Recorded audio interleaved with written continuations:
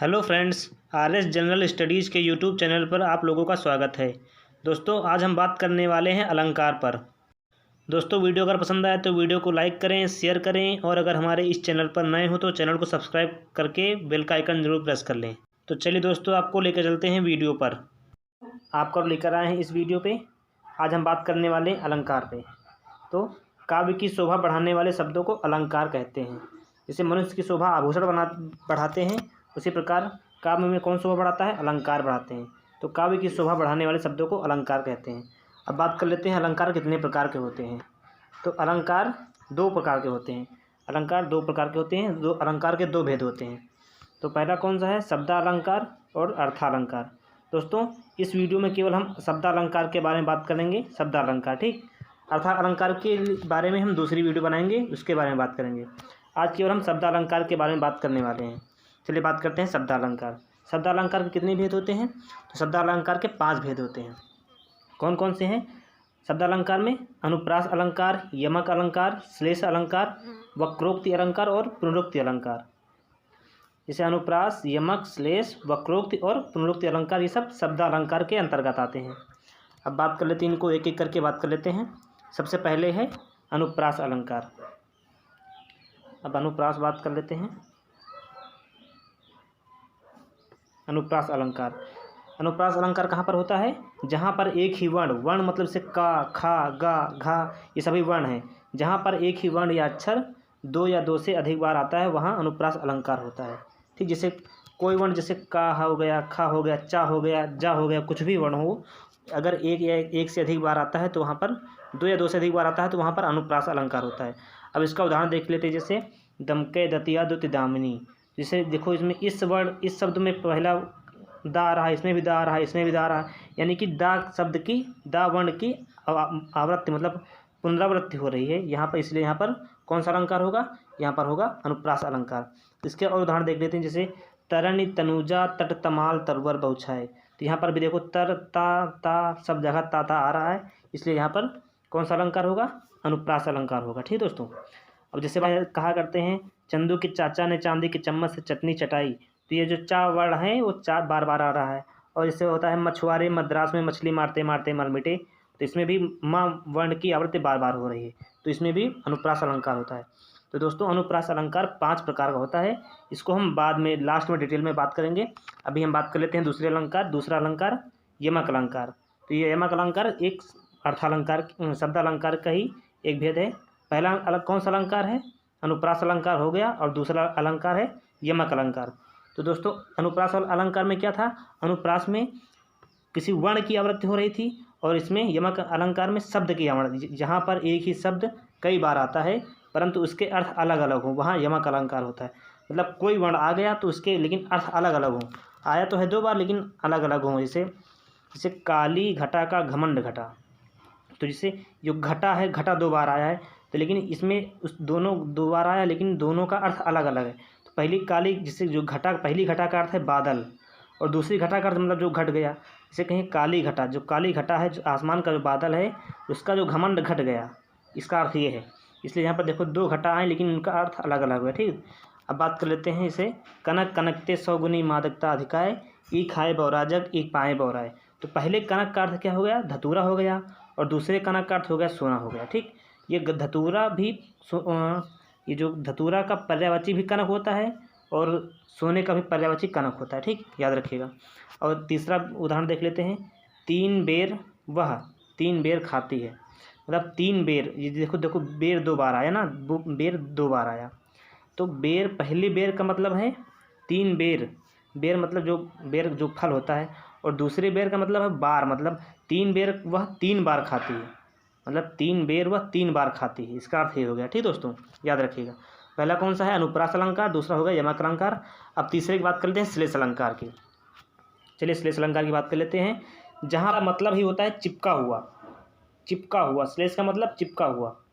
तो अब श्लेष, जहाँ पर एक ही शब्द एक ही बार आता है परंतु उसके कई अर्थ निकलते हैं, वहाँ पर श्लेष अलंकार होता है। मतलब श्लेष अलंकार कहाँ पर होता है? जैसे जहाँ पर एक ही बार, मतलब शब्द एक ही बार आता है लेकिन उसके कई अर्थ निकलते हैं, 2 या 2 से अधिक अर्थ निकलते हैं एक ही शब्द के।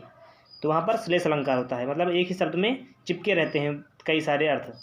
जैसे लिखा है रहीमन पानी राखिए बिन पानी सब सून, पानी गए न उबरे मोती मानुष चून।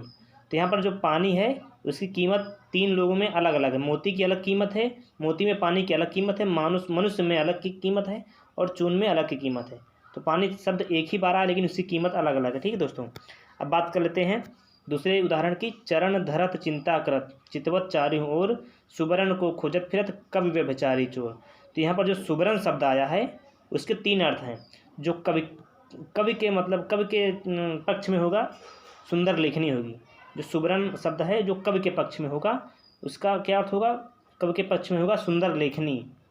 और सुबरन शब्द व्यभिचारी के पक्ष में क्या होगा? सुबरन का उसका व्यभिचारी के पक्ष में होगा सुंदर स्त्री, व्यभिचारी के पक्ष में। और चोर के पक्ष में होगा धन, मतलब सोना वोना जैसे हो गया, चोर के पक्ष में धन हो गया।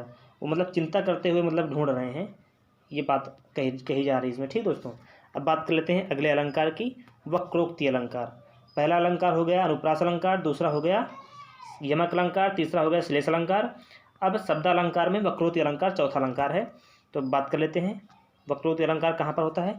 जहाँ किसी उक्त का अर्थ जानबूझकर वक्ता के अभिप्राय से, अभिप्राय मतलब समझबूझ से अलग लिया जाता है, वहाँ वक्रोक्ति अलंकार होता है, मतलब उक्त अलंकार होता है। अब जिसे उदाहरण से समझ लेते हैं वक्रोक्ति अलंकार कैसे होता है, इसे उदाहरण देख लेते हैं दोस्तों। इसका उदाहरण जानने से पहले मैं आप लोगों को बता दूं, जब कृष्ण राधा जी के घर में जाते हैं तो राधा जी बोलती हैं को तुम, तो घनश्याम जी मतलब कृष्ण भगवान बोलते हैं घनश्याम हम।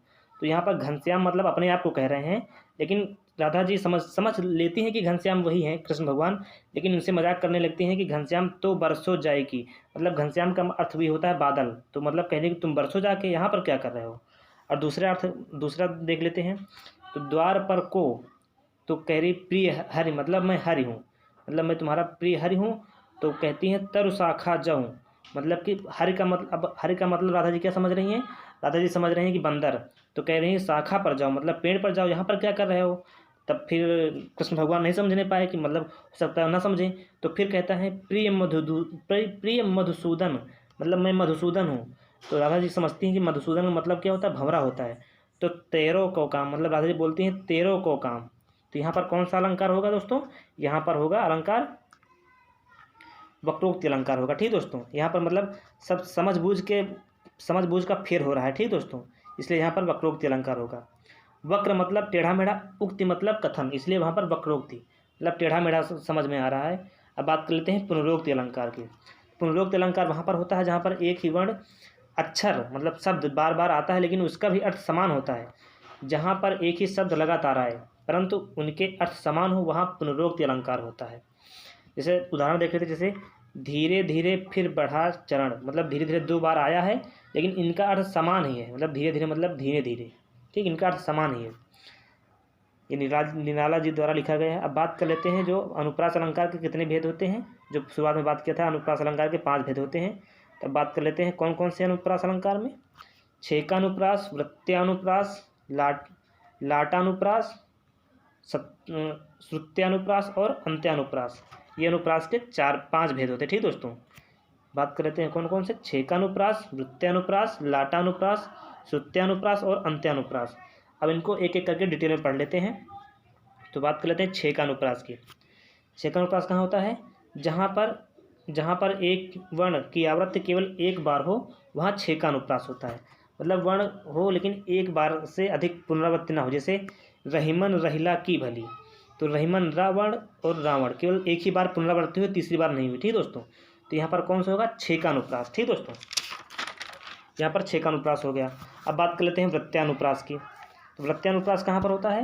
वृत्त्यानुप्रास जहाँ पर एक वर्ग नहीं वर्ण की आवृत्ति एक से अधिक बार हो वहाँ पर वृत्त्यानुप्रास होता है। ठीक दोस्तों, वृत्त्यानुप्रास, वृत्त्या मतलब बार बार आवृत्ति हो रही, वृत्त मतलब बार बार उसी पर जाकर फिर वहीं पर टिक जाता है, इसलिए वृत्त्यानुप्रास होता है। तो बात कर लेते हैं उदाहरण की। जैसे संग सखी सब सुभग सैनी, यहाँ पर देखो सा सा सा सा सब आ रहा बार बार ना, इसलिए यहाँ पर वृत्त्यानुप्रास बार बार एक ही वर्ण आ रहा है। क्या होता है मतलब छेकानुप्रास में क्या होता है? एक ही वर्ण की आवृत्ति एक ही बार होती है, लेकिन जो वृत्त्यानुप्रास में एक वर्ण की आवृत्ति एक से अधिक बार हो रही है। ठीक दोस्तों, संग सखी सब सुभग सयानी, और जैसे हो गया तरण तनुजा तमाल हो गया, मछुआरे मद्रास में मछली मारते मारते मर मिटे, ये सभी वृत्तीय अनुप्रास अलंकार के उदाहरण। ठीक दोस्तों, अनुप्रास है लेकिन वृत्तीय अनुप्रास है। अब तीसरे अनुप्रास की बात कर लेते हैं, लाटा अनुप्रास। तो लाटा अनुप्रास में क्या होता है दोस्तों, जहाँ पर एक ही काव्य वाक्य मतलब 2 या 2 से अधिक बार आए। बात हो रही थी मतलब वर्ण की, लेकिन अब लाटा अनुप्रास में वाक्य की बात हो रही थी दोस्तों। वाक्य क्या होता है, दो या 2 से अधिक वर्णों के योग से शब्द बनते हैं, 2 या 2 से अधिक शब्दों के योग से वाक्य बनता है, लेकिन उनका अर्थ समझ में आए तो वाक्य कहलाता है। जैसे इसका उदाहरण देख लेते हैं, किसका उदाहरण देख लेते हैं, ये लाटा अनुप्रास का। जैसे लिखा है, हमको लिख्यो है कहाँ, हमको लिख्यो है कहाँ, हमको लिख्यो है कहाँ, कहाँ न सबे लागी। मतलब ये बात हो रही जब उद्धव जी जब श्री कृष्ण का पत्र लेकर वहाँ पर पहुँचे थे वृंदावन, तो सारी सखियाँ मतलब उनको इकट्ठा करके घेर ली थी। जब चिट्ठी पढ़ रहा था वो, जो उद्धव जी पढ़ रहे थे, तो सखियाँ जी पूछ रही, हमको लिखे हो है कहाँ, हमको लिखे हो है कहाँ, हमको लिखे हो है कहाँ, कहाँ सबे लगी। मतलब सारी सखियाँ हमको पूछ लें कि हमको कहाँ लिखे हो, हमको कहाँ लिखा हमारे बारे में, ये सब पूछने लगी हैं उद्धव जी द्वारा। उद्धव जी जब लिखे गए थे चिट्ठी थी दोस्तों। तो यहाँ पर होगा लाटा अनुप्रास। ठीक दोस्तों, मतलब यहाँ पर एक ही वाक्य कई बार आ रहा है। ठीक दोस्तों, अब बात कर लेते हैं श्रुत्य अनुप्रास की।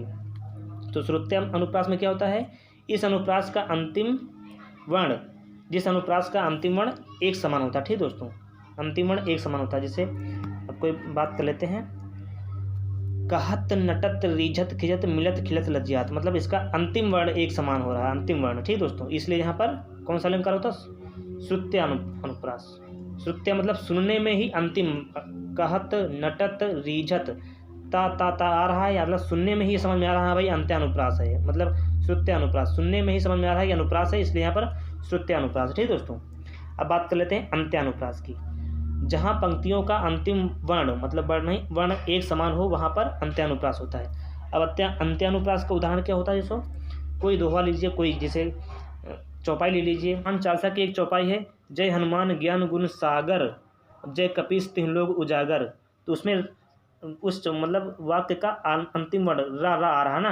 जैसे दोहा ले लीजिए, श्री गुरु चरण सरोज रज जा रहा है, निज मन मुकुर सुधारी, बरनो रघुवर विमल जस जो दायक फलचारी। तो रा आ रहा है, तो यहाँ पर अंत्य अनुप्रास होगा। ठीक दोस्तों, और ये कौन सा अनुप्रास है, ये श्रुत्य अनुप्रास में जो लास्ट में ही शब्द के लास्ट में ही मतलब वर्ण की आवृत्ति होती है, तो वहाँ पर श्रुत्य अनुप्रास होता है। अब एक नज़र में देख लेते हैं, छः का अनुप्रास कहाँ पर होता है, एक ही वर्ण की आवृत्ति एक बार हो तो वहाँ पर छः का अनुप्रास होता है। वृत्तीय अनुप्रास कहाँ होता है, एक ही वर्ण की आवृत्ति एक से अधिक बार हो, वहाँ पर वृत्तीय अनुप्रास होता है। लाटा अनुप्रास कहाँ होता है, एक ही वर्ण की आवृत्ति एक से अधिक बार हो, तो वहाँ पर लाटा अनुप्रास होता है। जो श्रुत्य अनुप्रास क्या होता है, सुनने में अनुप्रास हो, अंत में वर्ण समान हो, तो वहाँ पर श्रुत्य अनुप्रास होगा। ठीक दोस्तों, अब बात करते हैं अंत्य अनुप्रास की। तो अंत्य अनुप्रास कहाँ होता है, पंक्ति का अंतिम वर्ण समान हो, तो वहाँ पर अंत्य अनुप्रास होता है। ठीक दोस्तों, अगर वीडियो पसंद आई हो दोस्तों, तो वीडियो को लाइक करें, शेयर करें, और अगर हमारे इस चैनल पर नए हो तो चैनल को सब्सक्राइब जरूर करें। Thank you for watching my video दोस्तों।